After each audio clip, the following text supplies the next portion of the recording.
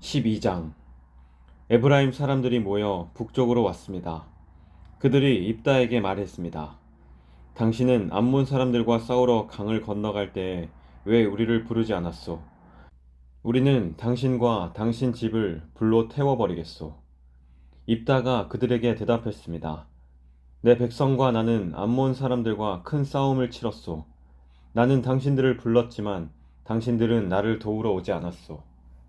나는 당신들이 나를 도울 뜻이 없는 것으로 알고 내 목숨을 걸고 암몬 사람들과 싸웠소. 여호와께서 나를 도우셔서 그들을 물리치게 해주셨소. 그런데 이제 와서 당신들이 나와 싸우겠다니 이게 어찌 된 일이요? 에브라임 사람들이 길르앗 사람들을 조롱하였습니다. 너희들은 원래 에브라임과 므낫세에서 도망친 자들이다.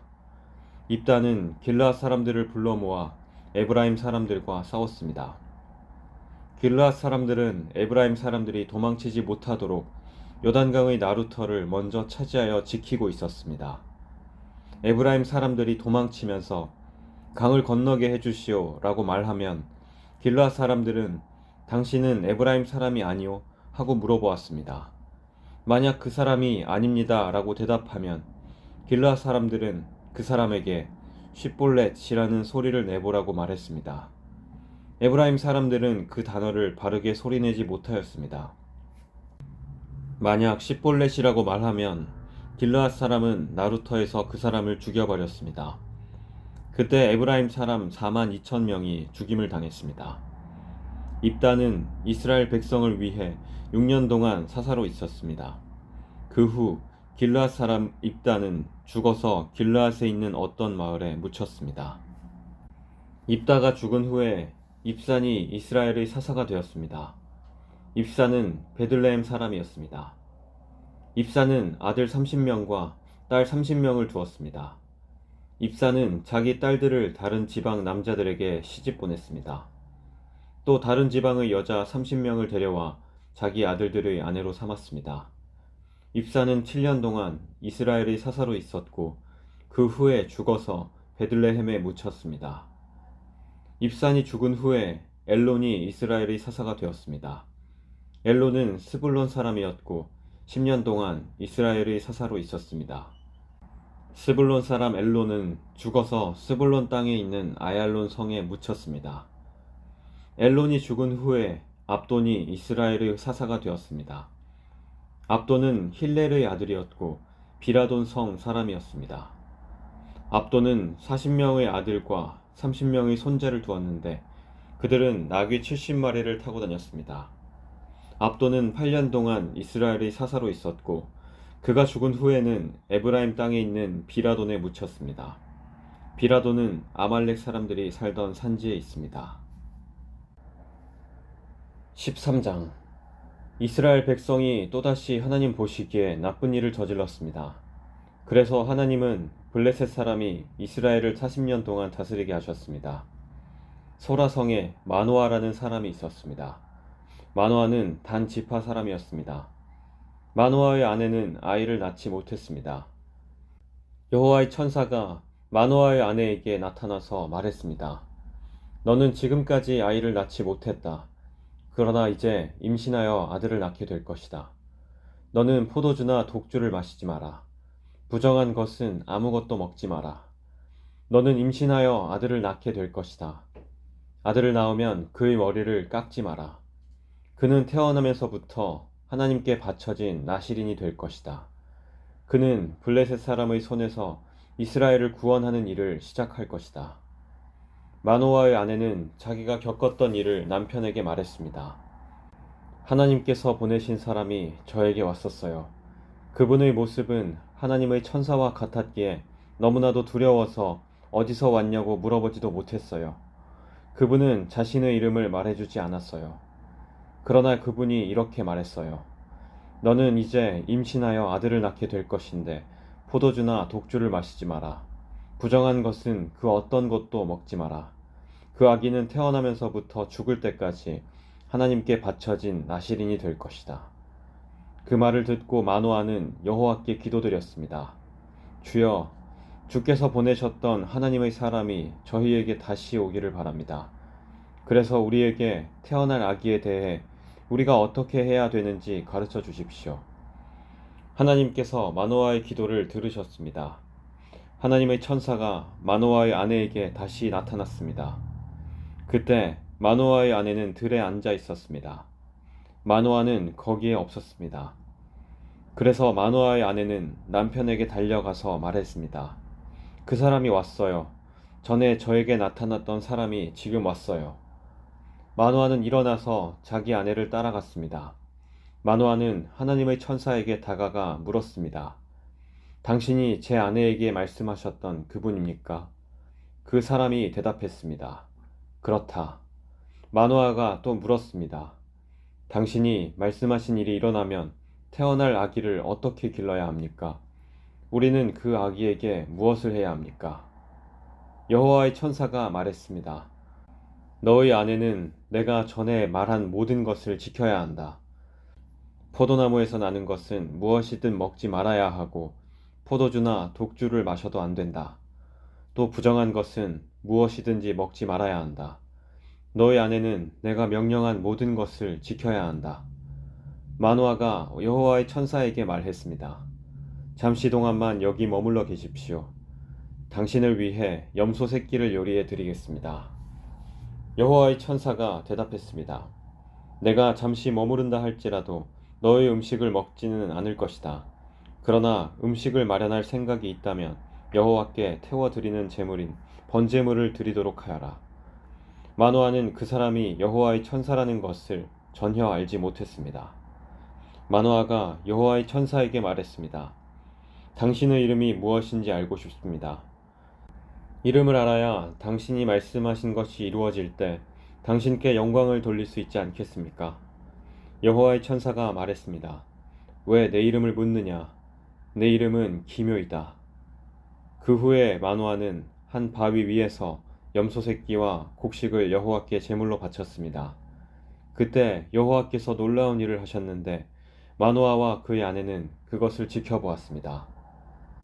불꽃이 제단에서부터 하늘로 치솟았습니다. 불이 타고 있을 때 여호와의 천사가 그 불을 타고 하늘로 올라갔습니다. 마노아와 그의 아내는 그 모습을 보고 얼굴을 땅에 대고 엎드렸습니다. 마노아와 그의 아내에게 여호와의 천사가 다시는 나타나지 않았습니다. 마노아는 그때서야 비로소 그 사람이 여호와의 천사라는 것을 알았습니다. 마노아가 말했습니다.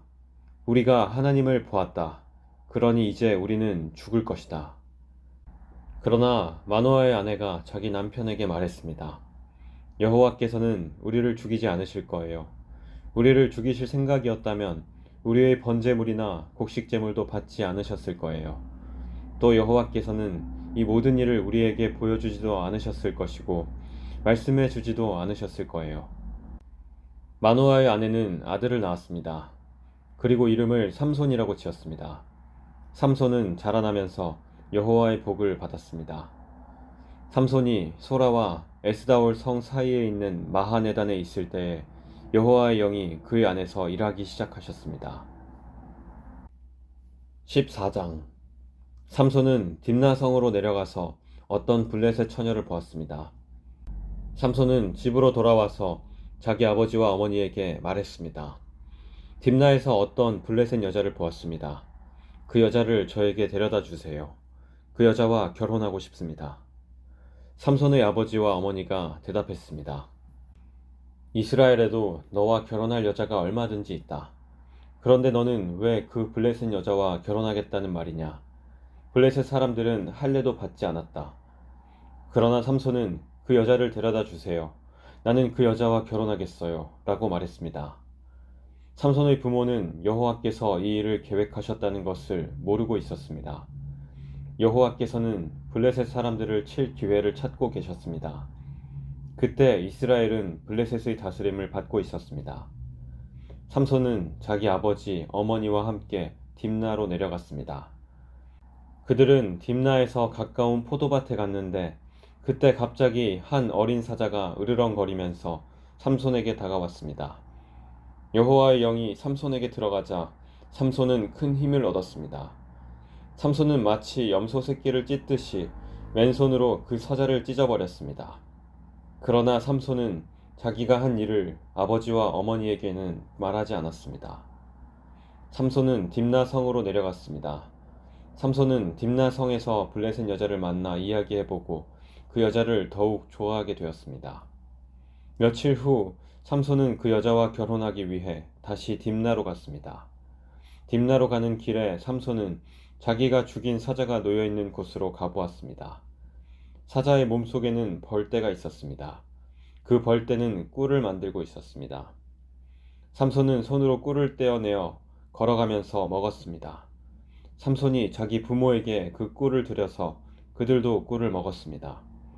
그러나 삼손은 그 꿀이 죽은 사자의 몸에서 떼어낸 것이라는 말은 하지 않았습니다. 삼손의 아버지는 블레셋 여자를 보러 내려갔습니다. 그때는 신랑이 아내가 될 처녀의 동네에서 잔치를 베푸는 것이 관례였으므로 삼손은 거기에서 잔치를 베풀었습니다.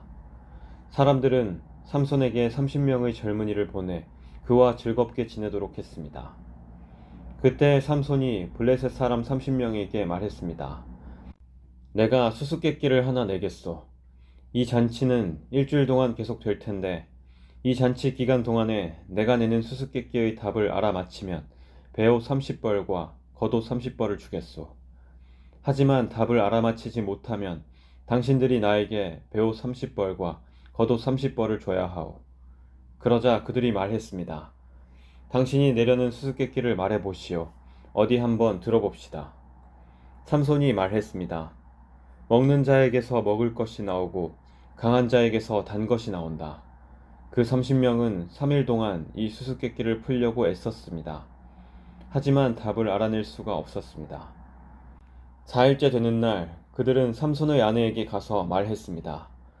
너는 우리가 가진 것을 빼앗으려고 이곳에 초대했느냐? 내 남편을 꾀어서 그 수수께끼의 답을 우리에게 알려다오. 만약 알려주지 않으면 너와 내 아버지의 집에 있는 것을 다 불태워버릴 것이다. 그래서 삼손의 아내는 삼손에게 가 울면서 말했습니다. 당신은 나를 미워하는 것 같아요. 당신은 나를 진정으로 사랑하지 않아요. 내 백성에게 수수께끼를 내놓고는 나에게는 왜 그 답을 가르쳐주지 않죠? 삼손이 말했습니다. 나는 내 아버지와 어머니에게도 답을 가르쳐드리지 않았소. 그런데 내가 왜 당신에게 가르쳐주겠소? 삼손의 아내는 나머지 잔칫날 동안 계속 울며 졸라댔습니다. 그래서 삼손은 7일째 되는 날 마침내 답을 가르쳐주고 말았습니다. 그것은 그동안 그의 아내가 계속 귀찮게 굴었기 때문입니다. 그러자 삼손의 아내는 자기 백성에게 그 수수께끼의 답을 가르쳐 주었습니다. 잔치 7일째 되는 날 해지기 전에 블레셋 사람들이 삼손에게 와서 수수께끼의 답을 말했습니다. 꿀보다 단 것이 어디 있느냐? 사자보다 강한 것이 어디 있느냐? 그러자 삼손이 그들에게 말했습니다. 당신들이 내 암송아지로 밭을 갈지 않았더라면 내 수수께끼를 풀지 못했을 것이다. 그때 여호와의 영이 삼손에게 임하여 삼손에게 큰 힘이 생겼습니다. 삼손은 아스글론 성으로 내려가서 그곳에 있던 30명의 사람을 죽이고 그들이 가진 옷과 재산을 모두 빼앗아 수수께끼를 푼 사람들에게 주었습니다. 삼손은 몹시 화가 나서 자기 아버지 집으로 돌아갔습니다. 삼손의 아내는 그의 결혼식에 참석했던 사람 중에서 삼손과 제일 친하게 지냈던 친구에게 주어졌습니다.